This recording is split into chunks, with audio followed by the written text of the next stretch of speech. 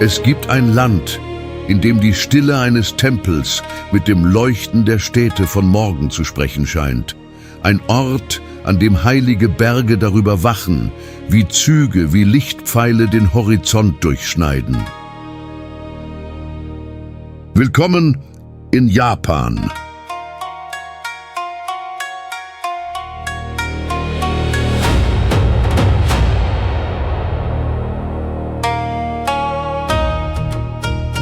Auf den ersten Blick wirkt Japan fast unmöglich.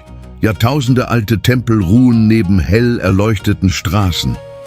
Alte Gärten atmen in der Stille, während Megastädte voranschreiten, als würden sie längst im Morgen leben.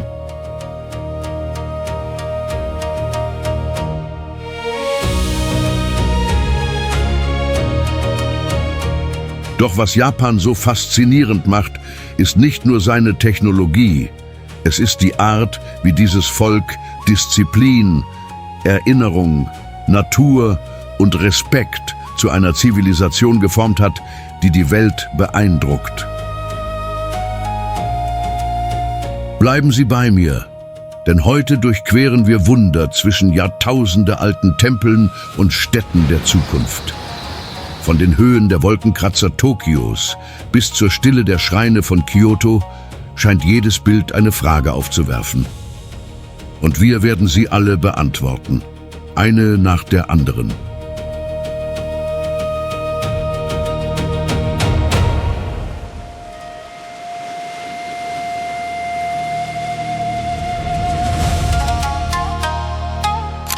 Japan ist ein Inselstaat im Osten Asiens, umgeben vom Pazifischen Ozean und bestehend aus mehr als 14.125 Inseln. Von Norden nach Süden erstreckt sich das Land über mehr als 3.000 Kilometer und bildet einen langen Inselbogen über einer der tektonisch aktivsten Regionen der Erde. 4 dieser Inseln beherbergen nahezu die gesamte Bevölkerung: Hokkaido, Honshu, Shikoku und Kyushu. Mit rund 122 Millionen Einwohnern gehört Japan zu den am dichtesten besiedelten Ländern der Erde.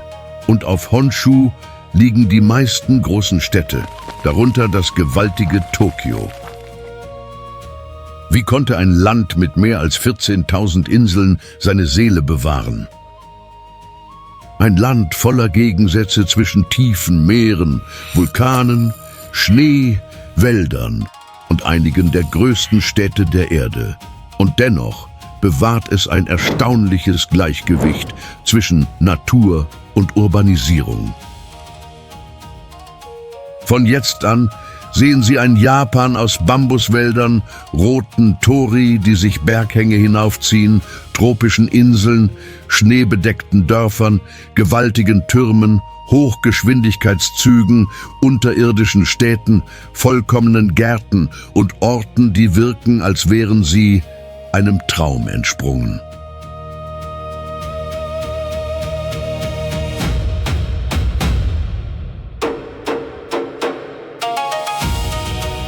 In unserer letzten Folge waren wir im Iran und entdeckten die Wunder des alten Persiens, die selbst der Krieg nicht auslöschen konnte.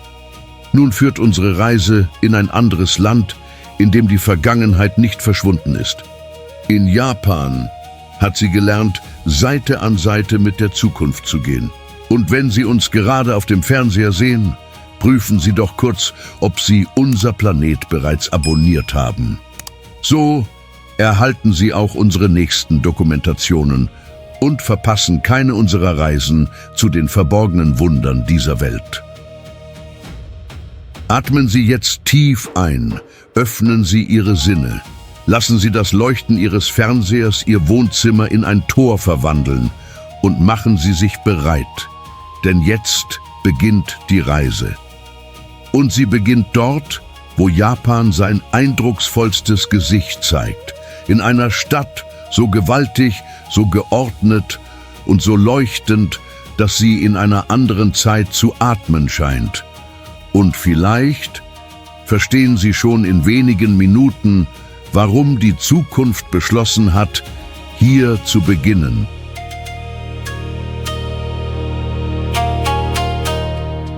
Tokio, die Stadt, in der die Zukunft zu atmen lernte.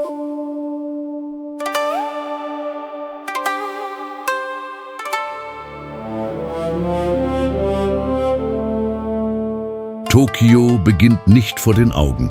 Man spürt es zuerst im eigenen Körper, im schnellen Schritt der Menschenmengen, im Leuchten der Bildschirme, im metallischen Klang der Züge und in diesem seltsamen Gefühl, unbemerkt in der Zukunft angekommen zu sein. Hier, an der Ostküste der Insel Honshu, zwischen der Kanto-Ebene und den Wassern der Bucht von Tokio, pulsiert Japans Hauptstadt im Herzen einer der größten Metropolregionen der Welt. Im Großraum Tokio leben, arbeiten, durchqueren Bahnhöfe, überqueren Flüsse, Brücken, Straßen, zig Millionen Menschen, als hätte die gesamte Stadt ihren eigenen Atem. Und trotzdem versinkt Tokio nicht im Chaos. Es ordnet sich. Es bewegt sich über Bahnsteige, Ampeln, Treppen, leuchtende Gassen und Züge, die mit beinahe zeremonieller Präzision eintreffen. In Shibuya wirkt Japans berühmteste Kreuzung wie eine menschliche Flut. Wenn die Ampeln umschalten, strömen hunderte Menschen gleichzeitig über die Straße. Für wenige Sekunden wird die ganze Stadt zur Choreografie. Es ist faszinierend, darüber nachzudenken. An vielen Orten der Welt würde eine Menschenmenge dieser Größe schnell im Durcheinander enden. Hier scheint sie einer unsichtbaren Melodie zu folgen, als wüsste jeder genau, wo er sein muss.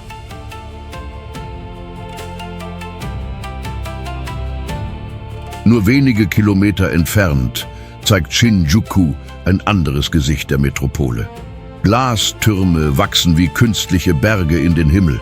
Restaurants lassen farbige Schilder aufleuchten und einer der meistfrequentierten Bahnhöfe der Erde verschluckt und entlässt Millionen von Schritten. Diese Wiederholung hat etwas beinahe Hypnotisches. Der Zug fährt ein, die Tür öffnet sich, die Menschen steigen ein, die Tür schließt sich und Japan bewegt sich weiter, ohne Rufe, ohne sichtbare Hektik, aber in einem Tempo, mit dem nur wenige Länder Schritt halten können.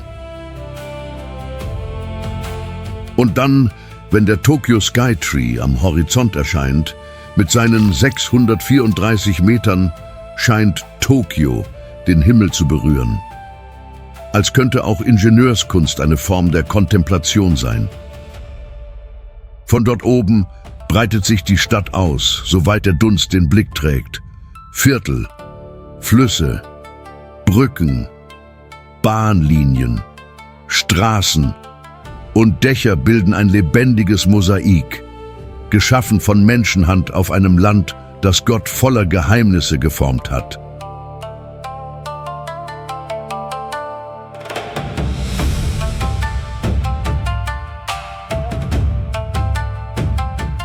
Doch Tokio hält eine Überraschung bereit. Je futuristischer die Stadt erscheint, desto mehr Spuren ihrer Vergangenheit treten hervor. In Asakusa empfängt der Tempel Sensoji noch immer Schritte, Gebete, Weihrauch und stille Blicke. Auf dem Weg zum Tempel wirkt die Nakamise-Straße wie ein Tor in ein anderes Japan.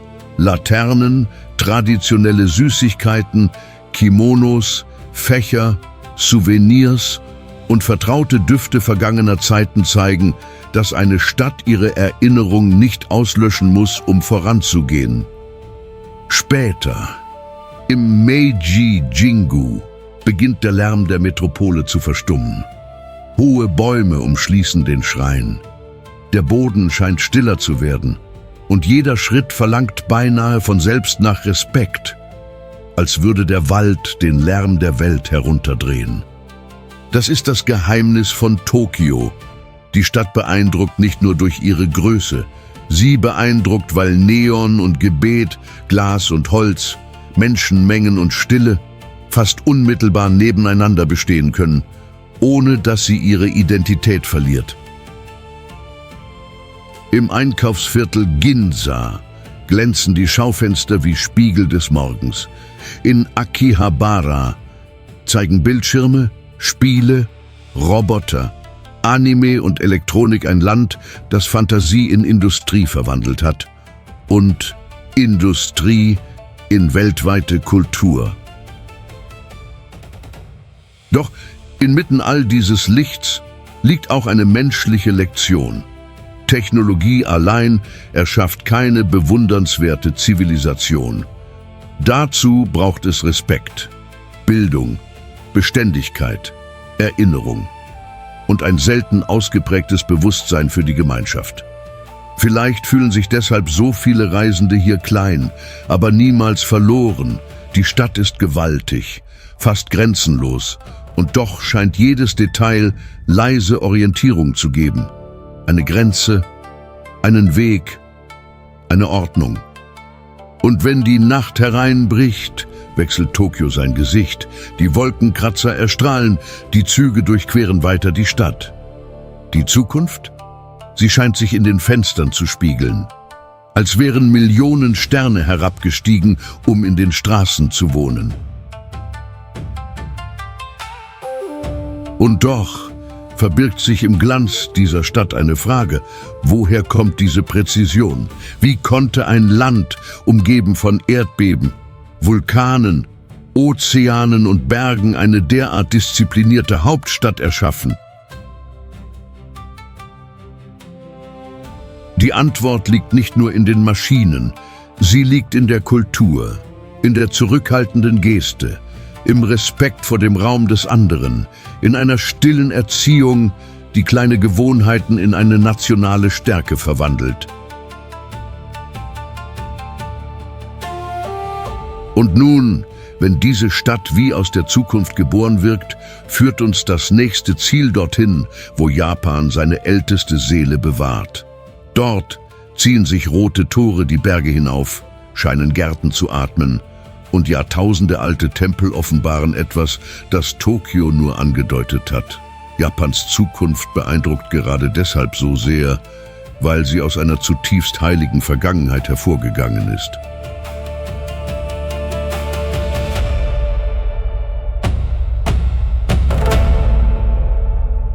Kyoto, das heilige Herz des alten Japan.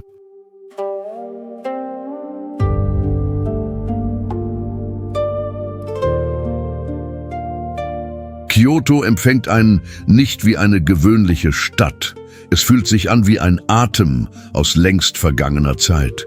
Nach dem rastlosen Leuchten Tokios scheint Japan hier leiser zu werden und lädt den Besucher ein, langsamer zu gehen.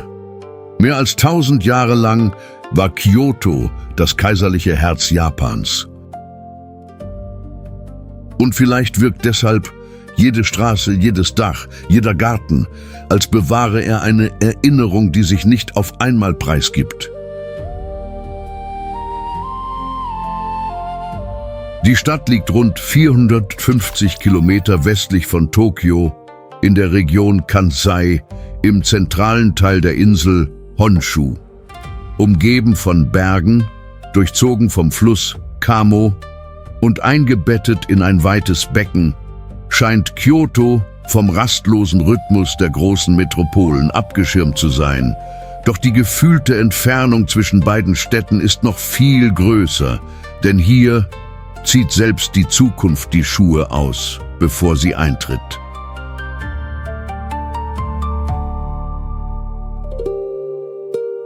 In Fushimi Inari ziehen sich tausende rote Tore den Berg hinauf, wie ein lautloser Strom aus Feuer. Jedes Tori markiert einen Übergang, einen Dank, eine Bitte, eine feine Grenze zwischen der sichtbaren und der unsichtbaren Welt. Während die Kamera durch diesen roten Korridor gleitet, verstummt der Klang der Stadt. Zurück bleiben nur die Schritte auf dem Boden, der Wind in den Bäumen und dieses Gefühl, dass manche Orte geschaffen wurden, damit selbst das Herz leiser spricht.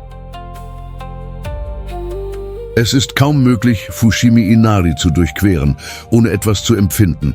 Selbst wer die japanischen Rituale nicht kennt, spürt die Kraft dieses Symbols. Hier scheint der Berg einen Weg zu öffnen und die Zeit scheint innezuhalten.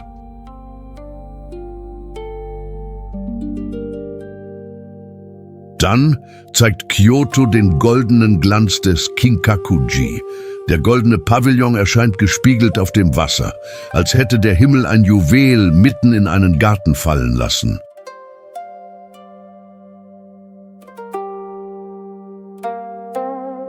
Die Schönheit hier drängt sich nicht auf. Sie flüstert, der See spiegelt den Tempel, die Bäume zeichnen feine Schatten und alles scheint darauf abgestimmt, daran zu erinnern, dass auch Harmonie eine Form von Weisheit ist. In Arashiyama verändert der Bambuswald die Atmosphäre erneut. Die Halme wachsen gerade empor, hoch und dicht an dicht, wie grüne Säulen einer natürlichen Kathedrale, vom Schöpfer selbst geformt. Wenn der Wind hindurchzieht, erzeugen die Bambushalme einen sanften Klang, fast wie ein Flüstern, als würde die Natur selbst um Stille bitten, nicht aus Trauer, sondern aus Ehrfurcht. Und dann kommt Gion mit seinen traditionellen Holzhäusern, dezenten Laternen, schmalen Gassen und der seltenen Möglichkeit, eine Maiko mit kleinen Schritten vorbeigehen zu sehen, wie eine lebendige Erinnerung an ein anderes Jahrhundert. Hier zeigt Japan, dass Kultur kein Museumsstück ist. Kultur ist eine Geste. Sie zeigt sich darin, wie man geht, wie man Tee reicht, wie man eine Tür öffnet, wie man der Zeit mit Respekt begegnet.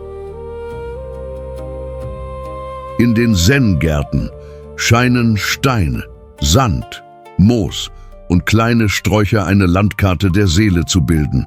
Nichts ist zu viel, nichts fehlt. Selbst die Leere scheint dort mit Bedacht ihren Platz gefunden zu haben. Vielleicht ist genau das die wichtigste Lehre von Kyoto. Ein Land wird nicht allein dadurch bewundernswert, dass es Türme baut, Brücken, Züge und Maschinen. Es wird bewundernswert, wenn es lernt, das zu bewahren, was sich niemals ersetzen lässt. Und wenn Sie bis hierher dabei geblieben sind, schreiben Sie einfach das Wort Tori in die Kommentare. Das ist das geheime Wort dieser Dokumentation. Ein stilles Zeichen dafür, dass Sie gemeinsam mit uns die roten Tore von Kyoto durchquert haben. Doch eine noch ältere Schicht Japans wartet bereits auf uns. Bevor Kyoto zu diesem lebendigen Tempel der Erinnerungen wurde, gab es eine andere Hauptstadt, älter, stiller und umgeben von Booten, die sich frei zwischen den Besuchern bewegen.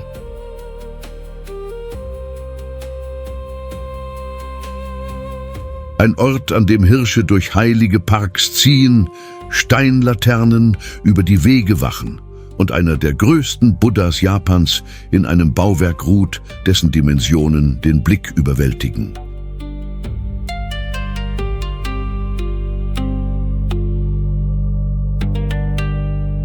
Nara, wo das alte Japan noch immer in der Stille weiterlebt.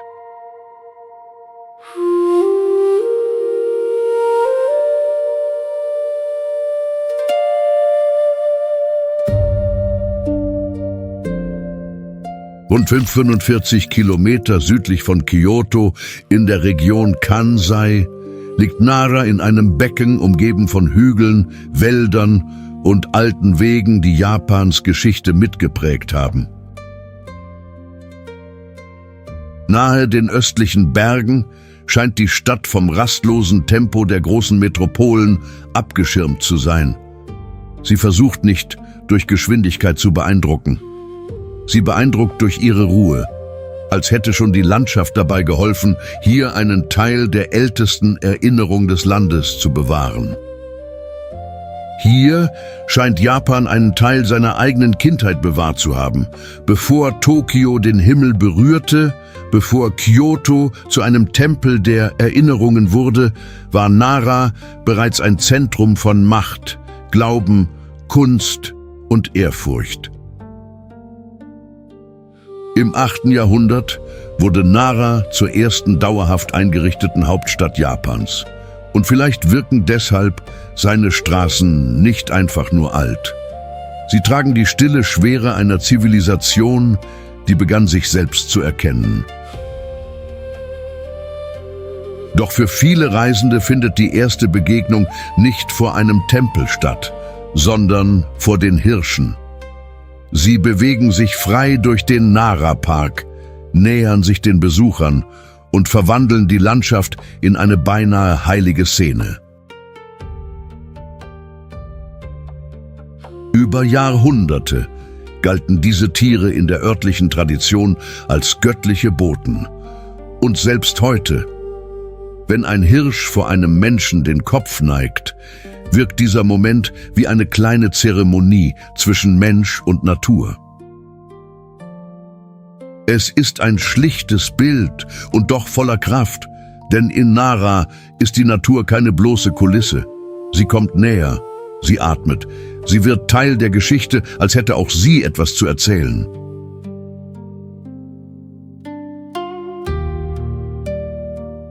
Und dann erscheint der Todaiji, ein monumentaler Tempel aus Holz, errichtet, um eines der eindrucksvollsten Bildnisse Japans zu beherbergen. Den großen Buddha von Nara. Die Statue ist etwa 15 Meter hoch. Vor ihr spürt der Besucher diese seltsame Mischung aus eigener Kleinheit und innerem Frieden.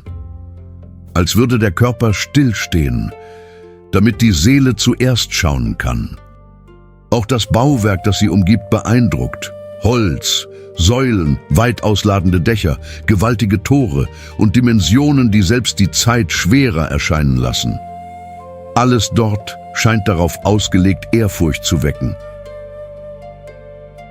Wenn das Licht durch die Öffnungen des Tempels fällt, legt sich ein goldener Schleier über den Raum. Der Weihrauch steigt langsam auf, die Schritte werden leiser und die Stille scheint lauter zu werden als jede Stimme. Es gibt Orte, an denen Reisen vor allem Bewegung bedeutet. In Nara wird daraus Kontemplation. Der Besucher betrachtet nicht nur Monumente. Er spürt, dass er in ein altes Kapitel eintritt, geschrieben aus Holz, Stein, Glauben und Wald. Am Kasuga Taisha säumen Steinlaternen die Wege wie schweigende Wächter. Tausende von ihnen scheinen auf die Nacht zu warten, wenn zuerst die Fantasie zu leuchten beginnt, noch bevor die Flammen entzündet werden. Und zwischen uralten Bäumen, Moos, Wurzeln und schattigen Pfaden wird es schwer zu erkennen, wo die Natur endet und der Schrein beginnt. Vielleicht liegt genau darin die große Lehre von Nara. Der Schöpfer formte Berge, Wälder, Tiere und Licht. Das alte Japan lernte, mit all dem zu leben, ohne jedes Detail beherrschen zu wollen, als würde auch Schönheit Demut verlangen.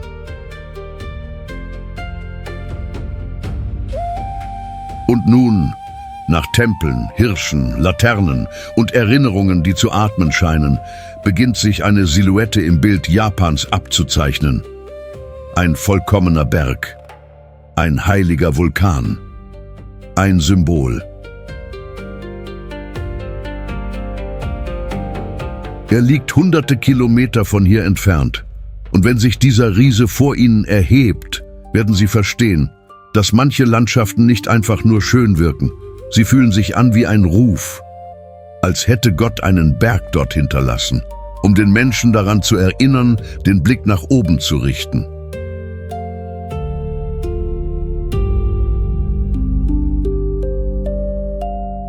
Berg Fuji, der heilige Vulkan, der über Japan wacht,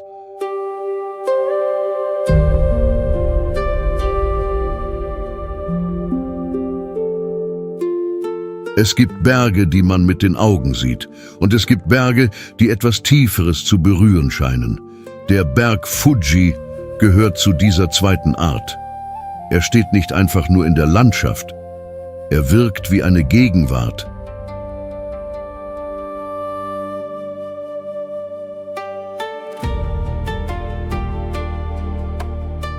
Rund 100 Kilometer von Tokio entfernt erhebt sich der Fuji auf der Insel Honshu.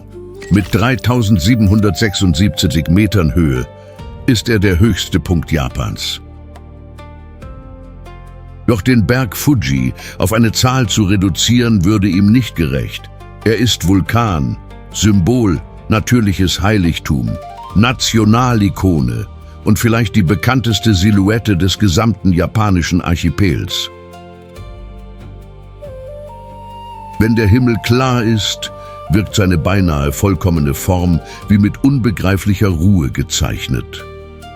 Der breite Fuß, der elegante Kegel, der schneebedeckte Gipfel, alles erinnert an ein Werk, das der Schöpfer geformt hat, um Ehrfurcht zu lehren.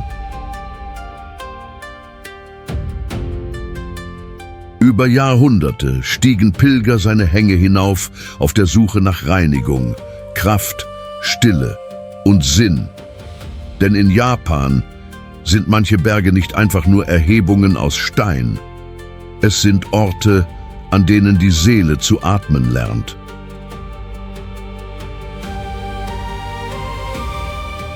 Der Fuji ist ein aktiver Vulkan, auch wenn sein letzter großer Ausbruch im Jahr 1707 stattfand. Seitdem steht er dort, still, als bewahre er tief unter der Erde eine Erinnerung an das Feuer.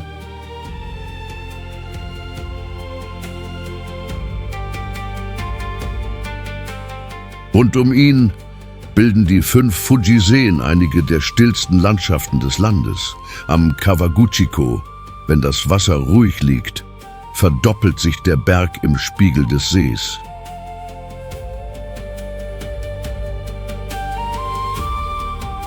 Die Szene wirkt beinahe schlicht, und doch lässt sie den Blick nicht los. Der Fuji oben, der Fuji unten, dazwischen der Himmel und der Besucher regungslos, ohne zu wissen, ob er vor einer Landschaft steht oder vor einem lautlosen Gebet.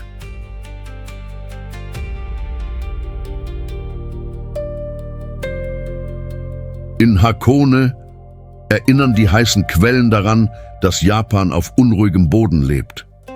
Tektonische Platten, Vulkane, Thermalquellen und Berge offenbaren ein Land, das auf Bewegung gebaut ist. Und vielleicht hat das japanische Volk gerade deshalb so viel über Gleichgewicht gelernt. Wenn die Erde bebt, wenn das Wetter umschlägt, wenn das Meer zur Bedrohung wird, ist Disziplin nicht länger nur Gewohnheit, sondern Überleben.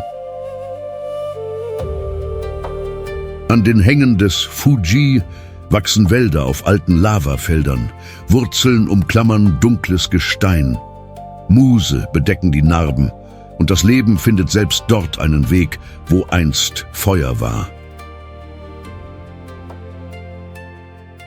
Darin liegt eines der stärksten Bilder Japans. Zerstörung hat nicht das letzte Wort. Die Zeit arbeitet, die Natur antwortet und was einst wie ein Ende wirkte, wird eines Tages zu einem neuen Weg.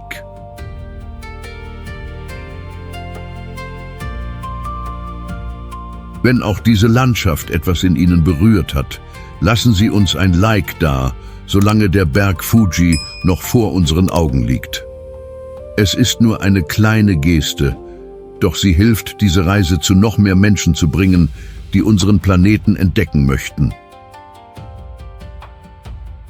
Im Morgengrauen, wenn das erste Licht den Gipfel berührt, scheint der Berg von innen heraus zu leuchten. Keine Eile, kein Lärm, nur diese seltene Begegnung von Himmel, Erde, Schnee und Stille. Viele Reisende kommen hierher, um ein Foto mitzunehmen. Doch wer sich Zeit nimmt hinzusehen, nimmt etwas Größeres mit. Das Gefühl, dass manche Wunder nicht nur geschaffen wurden, um gesehen zu werden, sondern um etwas in uns zu verändern.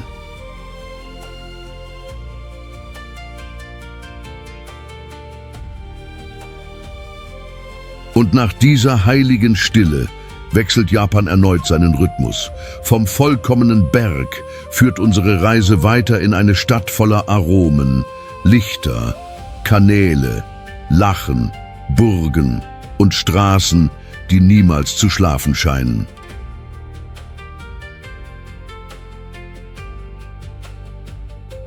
Unser nächstes Ziel ist Osaka und dort zeigt Japan eine bodenständigere Seite, wärmer, lebendiger, menschlicher, als würde das Land nach der stillen Größe des Fuji die Tür zu seiner eigenen Küche öffnen.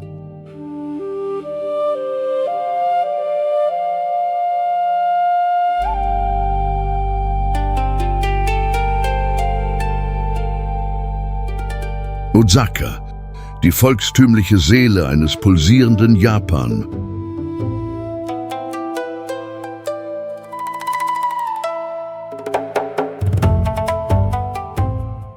Nach der erhabenen Stille des Berg Fuji kommt Osaka wie ein Herzschlag. Die Stadt leuchtet auf, brodelt, lächelt und scheint dem Reisenden zu sagen, dass Japan auch zu feiern versteht. In der Region Kansai gelegen, rund 500 Kilometer von Tokio entfernt, gehört Osaka zu den größten Ballungsräumen Japans. Doch seine Größe hat einen ganz eigenen Geschmack. Hier zeigt sich die Zukunft nicht nur in Türmen und Bahnhöfen, sie lebt in den belebten Straßen, in riesigen Leuchtreklamen, in lauten Märkten und in der Art, wie diese Stadt Essen in Identität verwandelt. In Dotonbori spiegeln sich die Lichter in den Kanälen wie Neonfarbe auf dem Wasser. Riesige Schilder scheinen aus den Fassaden herauszuspringen und jede Ecke lockt den Besucher mit Düften, Farben, Klängen und Bewegung.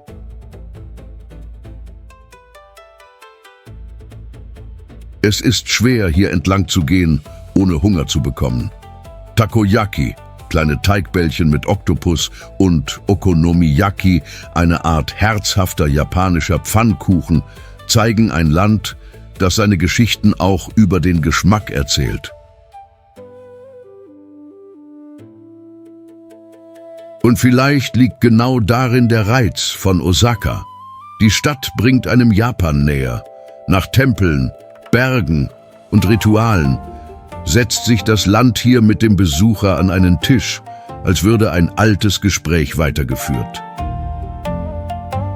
Man sagt, Osaka sei die Küche Japans, und es ist leicht zu verstehen, warum.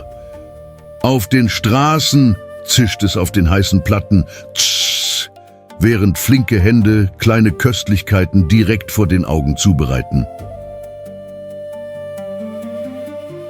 Doch Osaka lebt nicht nur von seinen Aromen. Die Burg Osaka erhebt sich wie eine Erinnerung an Macht, Krieg, Strategie und Widerstandskraft, umgeben von Mauern, Gärten, Wassergräben und Geschichten, die Jahrhunderte überdauert haben. Ursprünglich im 16. Jahrhundert errichtet, prägte die Burg eine entscheidende Phase der Einigung Japans. Wenn man sie heute inmitten der modernen Stadt sieht, wirkt die Szene beinahe filmreif. Die Vergangenheit blickt durch steinerne Fenster auf die Gegenwart.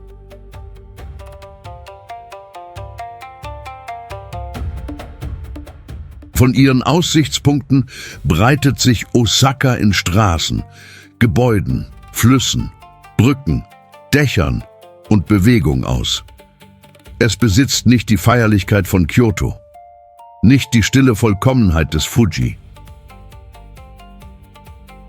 Osaka besitzt menschliche Wärme, es gibt Lachen, die Geschäftigkeit der Märkte, Gespräche auf der Straße, eine Energie, die daran erinnert, dass auch jede große Zivilisation Freude braucht, um lebendig zu bleiben.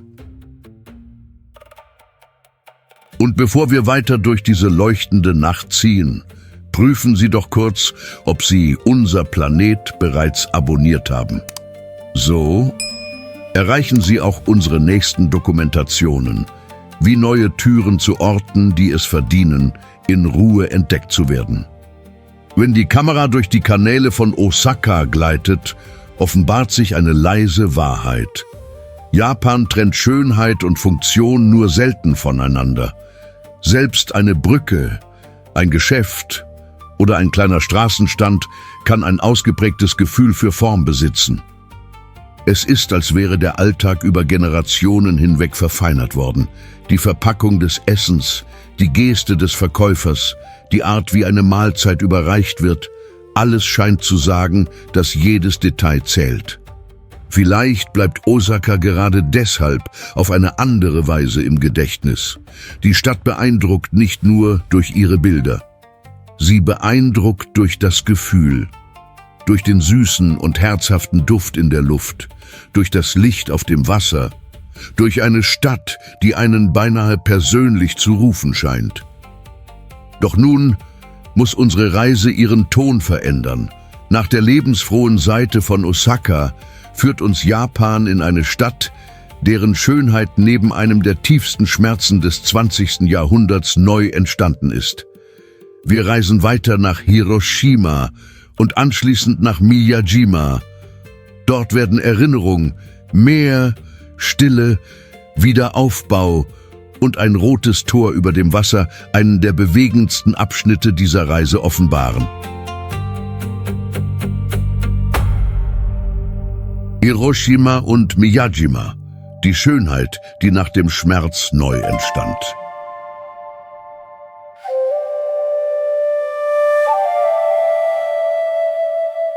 Rund 330 Kilometer von Osaka entfernt empfängt Hiroshima den Besucher mit einer beeindruckenden Ruhe. Auf den ersten Blick scheinen seine Alleen, Flüsse, Brücken und modernen Gebäude von einem Neuanfang zu erzählen.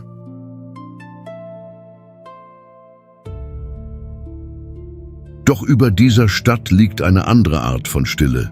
Sie ist nicht leer, sie ist Erinnerung.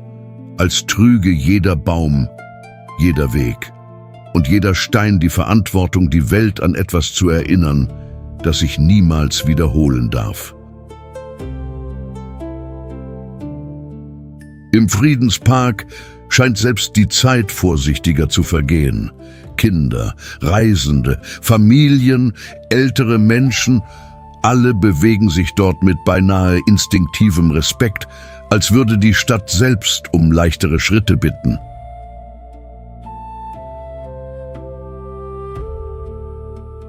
Die Atombombenkuppel steht noch immer, nicht als vergessene Ruine, sondern als Zeugin. Ihre verwundete Struktur hat Jahrzehnte überdauert und erinnert daran, dass Geschichte nicht nur in Büchern lebt. Sie lebt auch in Mauern. Hiroshima wurde im Jahr 1945 getroffen. Und dennoch sehen wir heute lebendige Straßen, fahrende Straßenbahnen, Menschen bei der Arbeit und Gärten, die unbeirrt an der Schönheit festhalten. Darin liegt eine der großen Lehren Japans. Der Schmerz wurde nicht ausgelöscht. Er wurde verwandelt in eine Mahnung, in Wiederaufbau, in Würde und in eine stille Botschaft des Friedens, die bis heute Grenzen überschreitet. Hier liegt eine Kraft, die sich nur schwer erklären lässt. Nicht die Kraft von Waffen, nicht die Kraft von Gebäuden, sondern die Kraft einer Stadt, die beschlossen hat, weiterzuatmen, selbst nachdem sie das Unvorstellbare erlebt hatte. Und vielleicht berührt Hiroshima den Besucher gerade deshalb so tief, weil diese Stadt zeigt, dass eine Nation nicht nur daran gemessen wird, was sie errichtet, sondern auch daran, wie sie sich wieder erhebt, wenn alles verloren scheint. Nach dieser Erinnerung führt unsere Reise weiter ans Meer. Nur wenige Kilometer entfernt gleitet eine Fähre über die Gewässer der Seto-Inlandsee zu einer Insel, auf der Japan wieder in Bildern und Poesie zu sprechen beginnt. Diese Insel heißt Miyajima Auch bekannt als Itsukushima liegt sie zwischen grünen Bergen, ruhigem Wasser, frei umherziehenden Hirschen und einer Atmosphäre, die zwischen Himmel und Meer zu schweben scheint.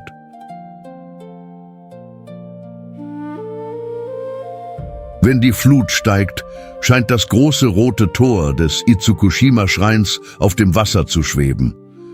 Das Tori steht nicht einfach nur vor der Landschaft. Es wirkt wie ein Übergang in einen anderen inneren Zustand. Es ist eines der bekanntesten Bilder Japans. Rot gegen Blau, Holz gegen Meer, Glaube gegen Horizont und hinter allem die Hand des Schöpfers, die Spiegelungen zeichnet, die keine Kamera vollständig festhalten kann.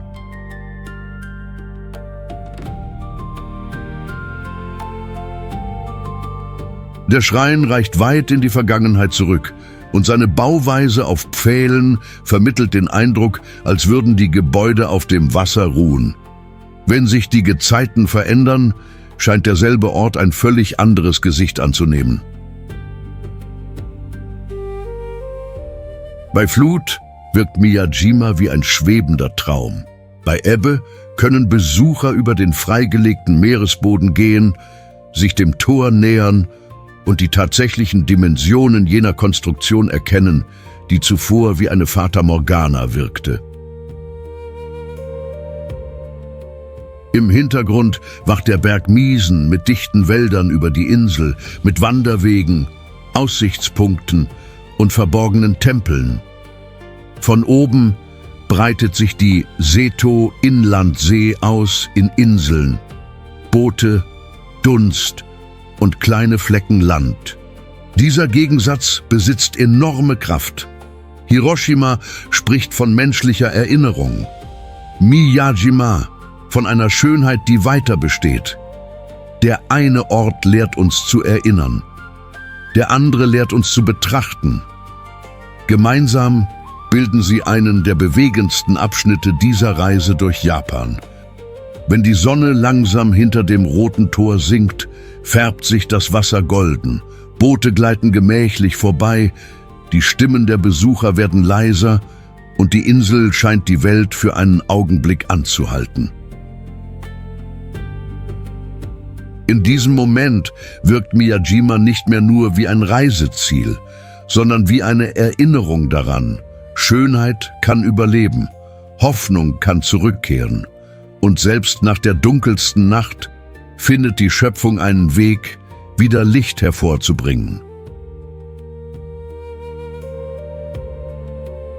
Doch Japan hält noch einen radikalen Landschaftswechsel für uns bereit. Nach den Gedenkstätten von Hiroshima, den Gewässern von Miyajima und der Stille vor dem großen Tori verlässt unsere Reise den Westen von Honshu und führt hinauf in den äußersten Norden des Archipels.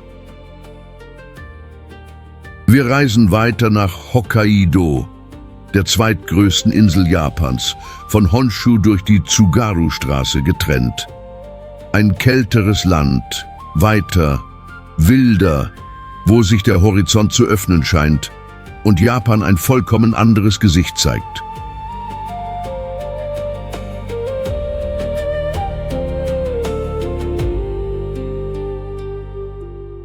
Hokkaido, Japans wilder Norden.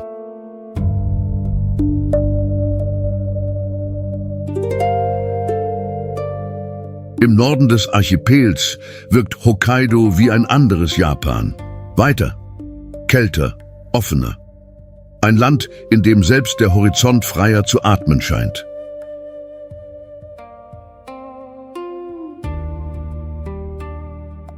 Durch die Tsugaru-Straße von der Insel Honshu getrennt, ist Hokkaido die zweitgrößte Insel Japans. Und hier spricht die Landschaft plötzlich eine andere Sprache, als würde das Land ein Fenster zur Wildnis öffnen. Statt dicht gedrängter Städte, weite Felder. Statt alter Straßen, breite Landstraßen. Statt verborgener Tempel, Vulkane, Seen, Wälder, Farmen, Schnee und Stille.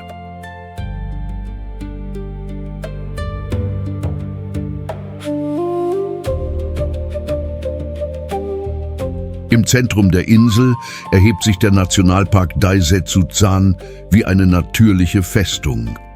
Vulkanische Berge, tiefe Täler, heiße Quellen und Wanderwege zeigen ein Japan, das deutlich ursprünglicher wirkt.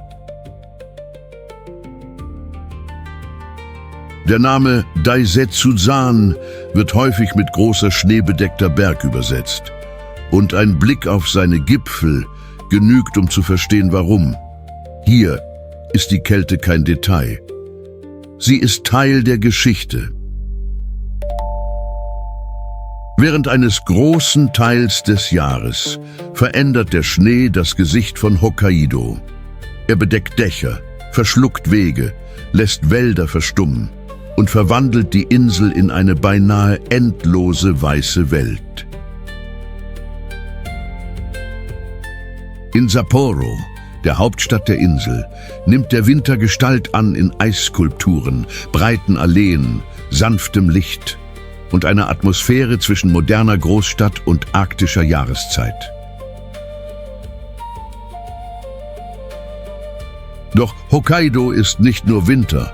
Wenn die Jahreszeiten wechseln, zeigt die Insel ein anderes Gesicht.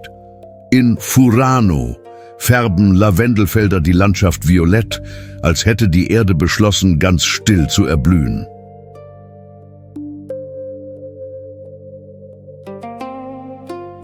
In Biai formen sanfte Hügel, Farmen, einsame Straßen und vereinzelte Bäume eine beinahe gemalte Landschaft. Es ist eine dieser Gegenden, die nichts erklären müssen. Sie sind einfach da und lassen den Blick nicht mehr los. Dieser Norden Japans besitzt etwas ganz Besonderes. Er versucht nicht, mit Überfluss zu beeindrucken. Er beeindruckt mit Weite, mit Wind, mit Himmel, mit Distanz, mit dem Gefühl, dass hier noch immer die Natur den Takt vorgibt. In den Vulkanseen spiegelt das Wasser Berge, Wolken und dunkle Wälder. An manchen Orten steigt Dampf aus heißen Quellen auf und erinnert daran, dass selbst unter dem Schnee die Erde weiterlebt.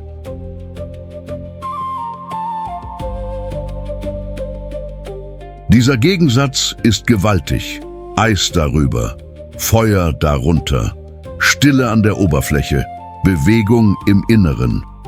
Hokkaido scheint im eigenen Boden den tiefen Atem der Erde zu tragen.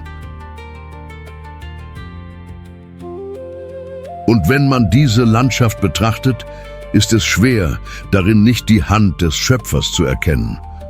Schönheit liegt im Vulkan. Schönheit liegt im Schnee. Schönheit liegt im offenen Land. Und selbst im Warten auf die nächste Jahreszeit liegt Schönheit.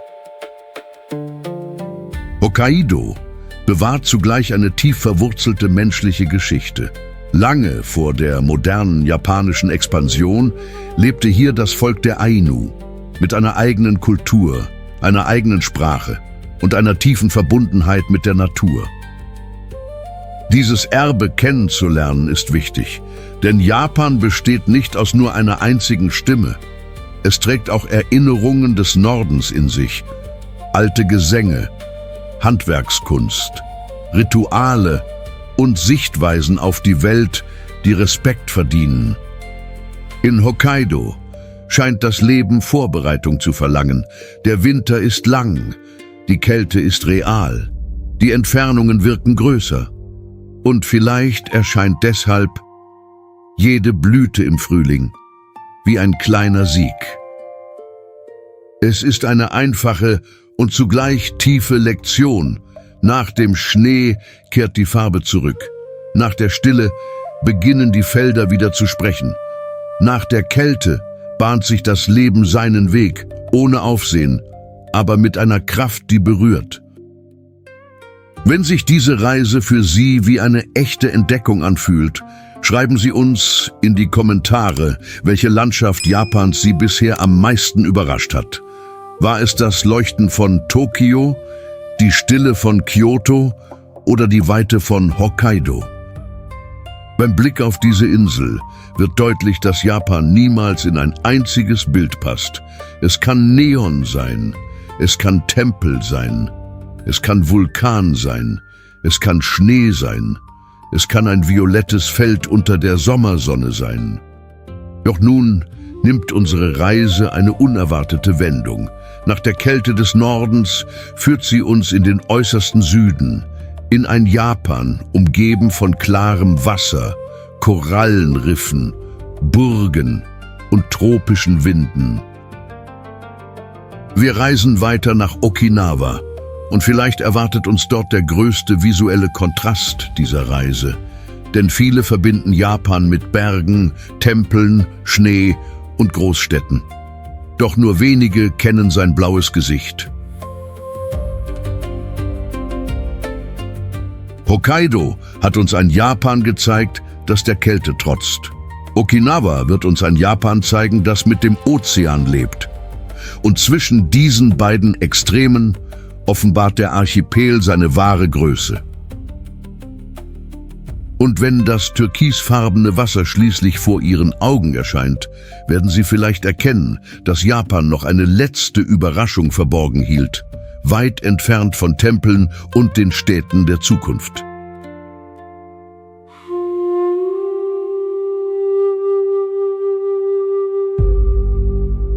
Okinawa, das tropische Japan, das viele nie erwartet hätten.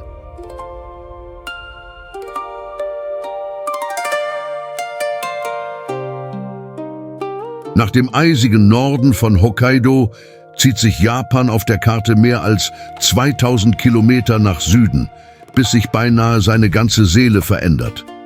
Die Luft wird wärmer, das Licht wird weiter und der Ozean beginnt alles zu bestimmen. Okinawa liegt im äußersten Süden Japans und besteht aus Dutzenden Inseln, die sich in Richtung Taiwan erstrecken. Sie liegen verstreut zwischen dem Ostchinesischen Meer und dem Pazifischen Ozean, weit näher am subtropischen Klima als an den verschneiten Landschaften des japanischen Nordens. Hier tauscht das Land Schnee gegen Korallen, kalte Berge gegen leuchtende Strände und große Landmassen gegen kleine Inseln, umgeben von einem beinahe unwirklichen Blau.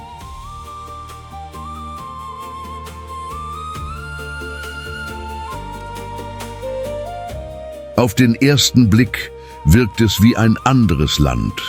Türkisblaues Wasser, Korallenriffe, Klippen, Höhlen, Küstendörfer und ein Lebensrhythmus, der langsamer fließt als in Japans großen Metropolen.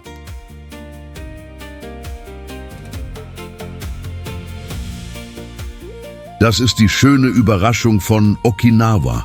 Nach Tokio, Kyoto, Nara, dem Mount Fuji und den verschneiten Bergen zeigt Japan ein tropisches Gesicht, sonnendurchflutet, beinahe verborgen. Über Jahrhunderte gehörte Okinawa zum einstigen Königreich Ryukyu. Deshalb trägt seine Kultur ganz eigene Spuren in Musik, Tanz, Architektur, Küche und Traditionen, die sich deutlich vom japanischen Festland unterscheiden. Im Juri-Schloss erscheint die Geschichte von Ryukyu in kräftigen Farben. Rot, Gold, geschwungene Dächer, weite Innenhöfe und eine Eleganz, die an alte Seerouten erinnert, an Diplomatie, Handel und die Macht eines Inselreiches. Hier blickt Japan nicht nur auf Berge und Tempel, es blickt auf das Meer, denn über lange Zeit waren die Inseln von Okinawa Brücken über den Ozean, die Kulturen, Völker, Waren und Erinnerungen miteinander verbanden.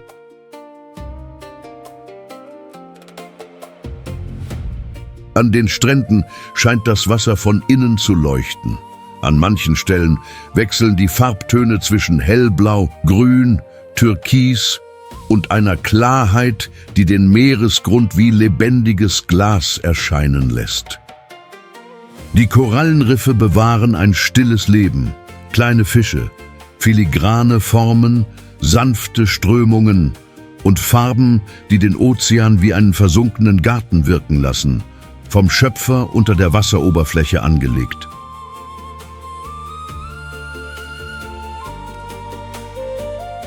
Und vielleicht überrascht genau das viele Menschen. Denn Okinawa zeigt eine Seite Japans, die sich überraschend vertraut anfühlt. Sonne, Meer, Brise, frisches Essen, Menschen auf den Straßen und eine tiefe Verbundenheit mit dem Leben an der Küste. Auf den kleineren Inseln bekommt die Stille eine andere Textur. Boote ruhen nahe am Sand, Wind streicht durch Palmen, kleine Straßen folgen der Küste und das Meer scheint den Reisenden allein mit seinem Anblick zu rufen.